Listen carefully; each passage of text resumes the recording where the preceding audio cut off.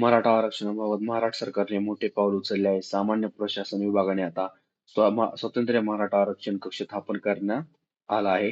हा कक्ष नेमका काय काम करणार आणि सरकारने नवीन जी आर मध्ये कोणती महत्वाची दुरुस्ती केली आहे, चला संपूर्ण माहिती जाणून घेऊया. नमस्कार मित्रांनो, टेक संवाद मध्ये आपले स्वागत आहे.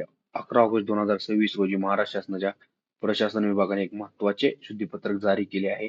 हा मराठा आरक्षणाशी संबंधित प्रशासकीय व्यवस्थेबाबत आहे. मित्रांनो, यापूर्वी 24 जून 2026 रोजी सरकारने सामान्य प्रशासक विभागामध्ये स्वतंत्र मराठा आरक्षण कक्ष स्थापन करण्याचा निर्णय घेतला होता. या नव्या शुद्धीपत्रकात सरकारने त्या निर्णयातील एक महत्वाची दुरुस्ती केली आहे. पूर्वीच्या जी.आर. मधील पदनिर्मिती तक्त्यामध्ये विधी अधिकारी असे पदनाम नमूद करण्यात आले होते. आता त्यामध्ये बदल करून अवर सचिव विधी असे पदनाम निश्चित करण्यात आले आहे.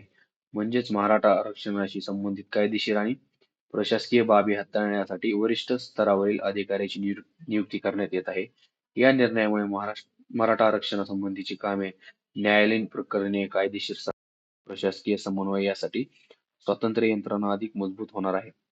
सरकारने मराठा आरक्षण विषयाबद्दल स्वतंत्र प्रशासकीय महत्त्व दिले या निर्णयातून दिसून येते. मित्रांनो, या जी.आर. मध्ये कोणतेही नवीन आरक्षण जाहीर करण्यात आले नाही. तर मराठा आरक्षण कक्षाच्या प्रशासकीय रचनेत दुरुस्ती करून अवर सचिव विधी हे पद निश्चित करण्यात आले आहे.